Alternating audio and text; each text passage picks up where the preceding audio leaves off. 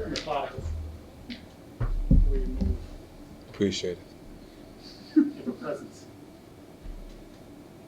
Gracias.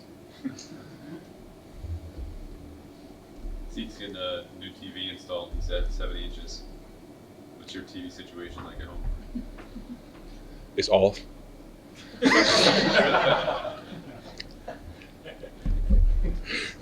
that. Huh? You said it's off. Yeah, no, it's off. It's off. Like I don't cut it on.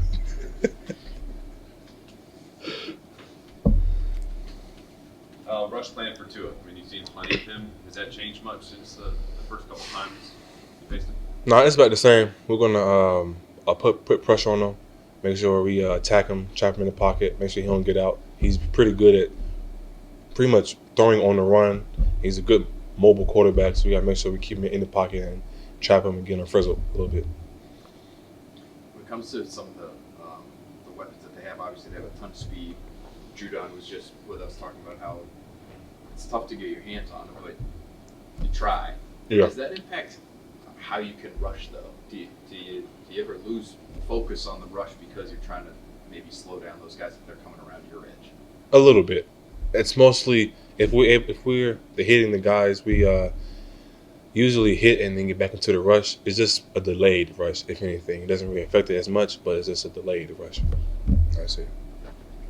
Is there a balance there between, you obviously want to bother to it, you want to, keep them in the pocket, as you said, maybe try to close it down a little bit on them?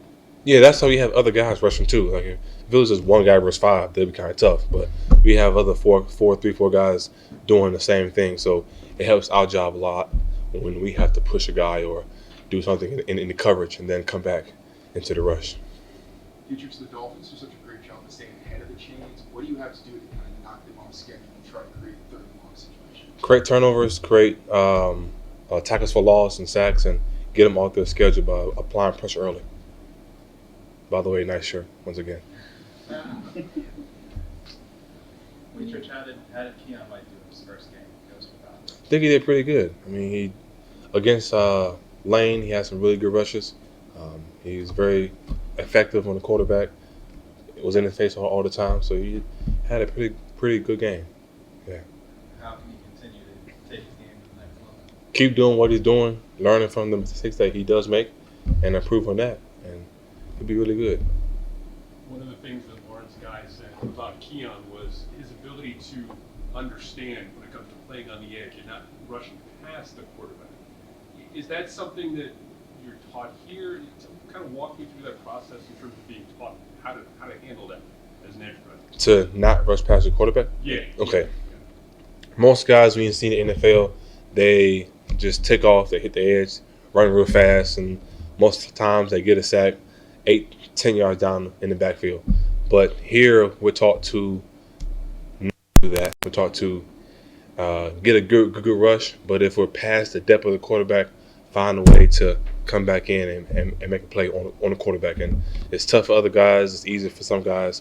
And I guess Lawrence said he does a good job what he does. How long did it take you to understand that? I know there are guys who've been... It wasn't long. Okay. Yeah. It was like day 2. Obviously, Teron Armstead is one of the best players in the position, but in terms of the challenges they present, how would he and Kendall Lamb be different players? I think they're both pretty good players. I'm not going to lie. I think Lamb learned a lot from Armstead. Obviously, him being on the same team. Armstead's a lot more patient in his set, a lot more experience.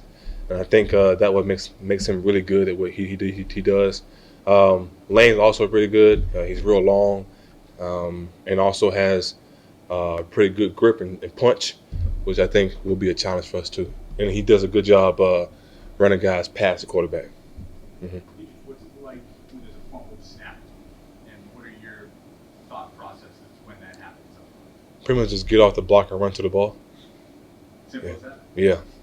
Maintaining the assignment though, in case they pick it up and run, like just in case. If you're in the front is just to go towards the ball. So the guy who's panicking in the backfield, you gotta go towards him.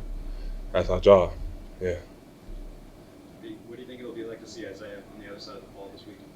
After the game, I'll be very happy to see him, and I'll talk to him a lot. But before the game, it's all business.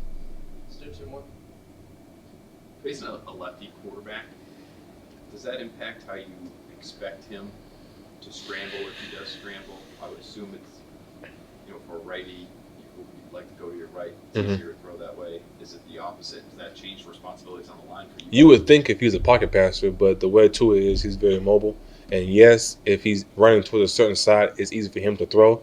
But I've seen him roll to the opposite side and do the same thing. But he's mostly running to the side when he's trying to throw the ball. Yeah. Does that impact how you guys? How we rush? As a group. No, because we know now that his blind side is the other side versus playing his hurt. His blind side was the opposite side. So it's not really, it's just knowing where his blind spots are. Deatrich, can you overthink or over-prepare for a team like this, or is it as much thought as possible can only help you? You can overthink, yes. Over-prepare, I don't think so. I think you definitely be prepared for the game. But once the game comes, you got to learn how to relax your mind and remove your mind from the game and just go off what you've been doing in practice, what you've been doing all week in your film studies, knowing that kind of stuff. But you can overthink something and end up with, what's it called, paralysis by analysis, have that kind of effect.